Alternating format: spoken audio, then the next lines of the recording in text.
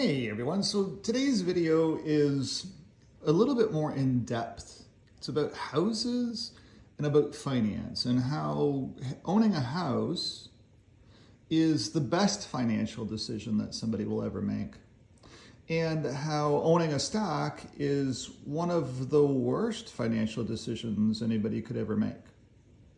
That return of your money is more important than return on your money, and how a house gives you return of your money, the most important part of personal finance.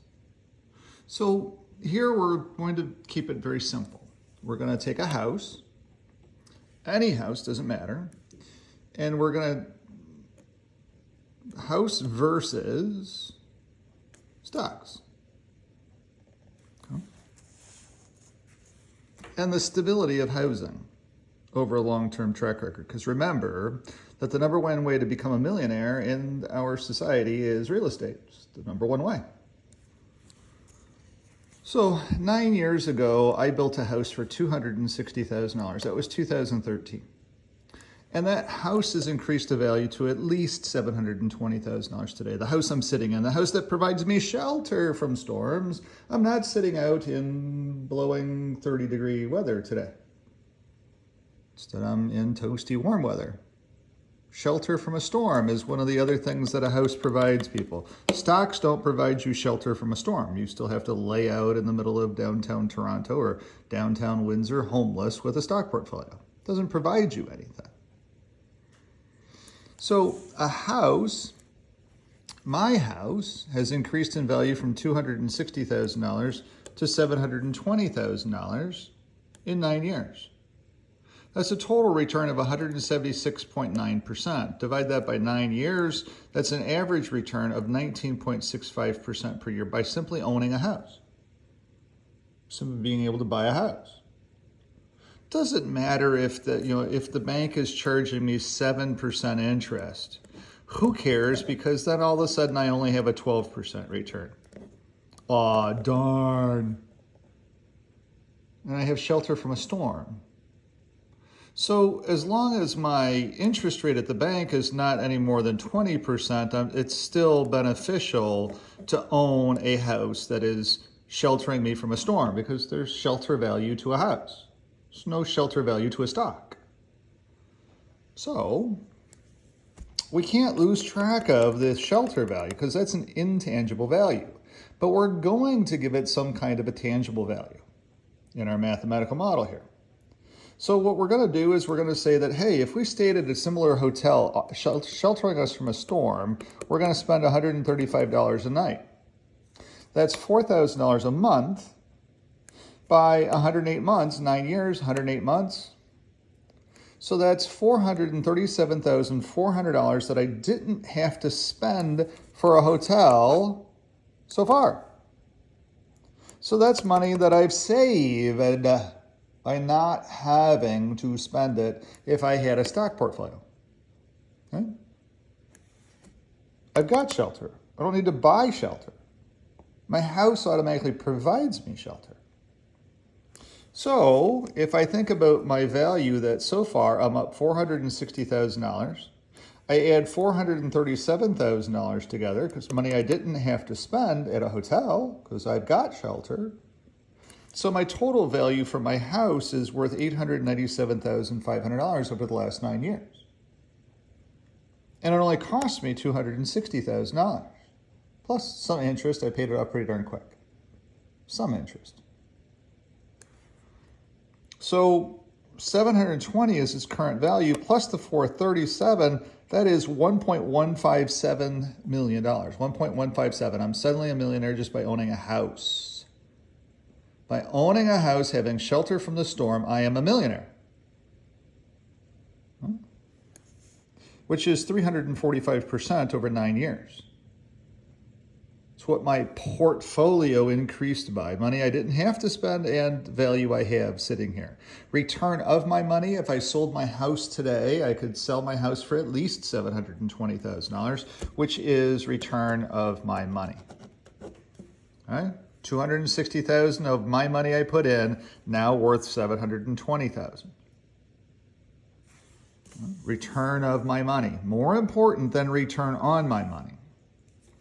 So now if I look at the stock market, and I simply look at the S&P 500, and I take its annual return since 2013. So in 2013, the S&P was up 29.6, 11.3, 0.73, 9.54, 19.42, 6.24, 28.8, 16.26, 26.8, and negative 19.44 last year. So if I think about putting the same 260 in the stock market 9 years ago, so 260 goes in after 2013's return, that 260 is worth 336. Then 375, 372, 407, 487, 456, 588, 683, 867, 968. So by the end of 2022, my $260,000 is worth $698,000. Okay, that's good. Not a bad thing. But my $260,000 by owning a house was $720,000. That's higher than $698,000. Plus, if I only owned stocks, I had to go to a hotel every night for shelter, not including the cost of groceries, cost of food, cost of all that stuff. I'm not even going to count any of that stuff in because they both offset each other. But here I didn't have shelter, so I needed shelter from a storm. Some nights on a nice night, I could have slept out in a doorway. But on those cold nights, I'd want to go to a hotel. And a hotel, the average comparable hotel costs about $135 a night in the city of Windsor now. So if I think about $135,000 or $135,000 or $135 a night, sorry, that was $437, right? Over here, we've already done the math. So I plug in 437 because I had to buy hotel rooms if I had stock. So 698.9 minus 437, I have $261,000. I have the exact same dollars in the stock market as I started with in 2013. I have return of my money, which is nice, $260,000, which is nice. But I have no return on my money. Even though I owned the stock market for 9 years, I had to pay for housing. And so at the end of the day, I have no return. There is no return in the stock market. The goal is to return of your money when you need it, which is what a house does. Because I can sell my house for $720,000 today if I needed the money. It's there. It's banking. All I have to do is pound the sign in and sell it for $720,000. And is my house worth $720,000? Oh, yeah, all day long. People would be lining up for it. It's the city of Windsor. It's the craziest real estate market on the planet. So the house, don't forget that a house offers you shelter from a storm. So if you're paying rent, that's a rental expense to provide you shelter. But if you're not paying the rent, if you're paying the same number to owning a house to the bank for your mortgage, then that's shelter from the storm it's also providing you, which is an intangible value. And we all lose track of that when we think about valuations of houses. What's the value of a house? Now, yeah, our future, our families, we can have parties in a house, we can do all that stuff. We can't do any of that stuff with the stock. So at the end of the day, what I'm trying to point out to you is that in almost every case, from a financial planning perspective, if you want to get $1 million of assets, there's only one way to do it. First way to do it's in a house. Any house, doesn't matter what house, any house. Get it paid for. That way the bank is out of your hair.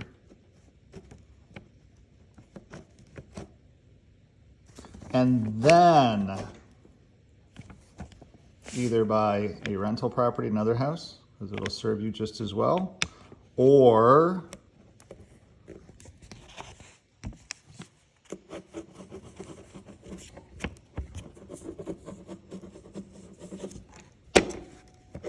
play of the stock market.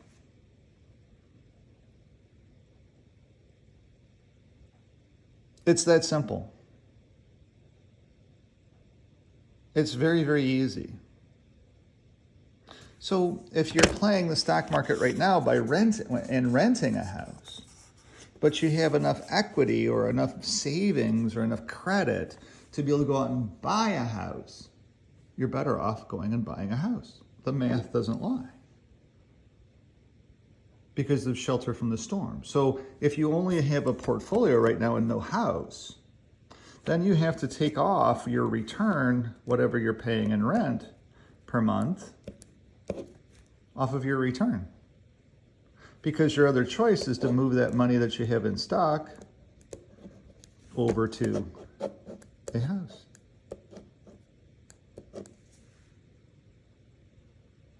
I hope that helps. I hope this helps people to see the valuation of a house and the intangible asset it gives you, which is shelter from the storm. Oh yeah, there's costs to owning a house. There's the property taxes and there's the heat and the utilities, or heat and insurance. There is. So that technically lowers your return over time too, but it's not like the stock market where your total cost for a hotel room crushes you like a bug. So I hope that helps. Buy a house, pay it off, then start saving for retirement.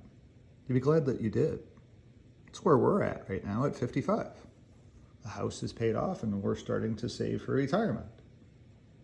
No, I'm never planning on retiring. My spouse is. There'll be a pension coming in, and yeah, I'll get old age pension and Social Security pension and all those other pensions. They'll all come in. But I don't ever plan on retiring. I always plan on having my wealth management practice at the very least, and my real estate practice. So always plan on that. Think about the concept, do I want to retire? So few people actually can retire because it takes a bunch of assets to be able to afford to retire. It takes a massive sum of assets. Even my mother-in-law, she didn't retire until I think 72, I think it was, when they finally sold the campground and slowed down. So the whole concept of 65 retirement is kind of shot.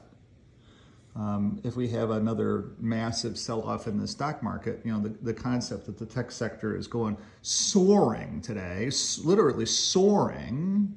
This is the exact same setup that happened in 2001. It's the exact same pattern. Will the pattern repeat itself? I don't know. I would say that the answer is yes. World War III can break out at any second over in Ukraine. We're on that path. And so what would World War III do to a stock market? Wouldn't necessarily help the value of stocks. The concepts as well too, that the market right now is throwing a blind eye to profits. So Facebook came out with their numbers and they missed their earnings. Yet the stock is up $60. Why? Under the concept, under the auspices that they're cutting heads, they're cutting costs, and that somehow the metaverse is going to, be the newest, latest, greatest thing in the world. Just like Tesla stock did. Tesla is going to be the latest, greatest thing in the car market. So Tesla stock soared. Facebook is kind of following that exact same pattern.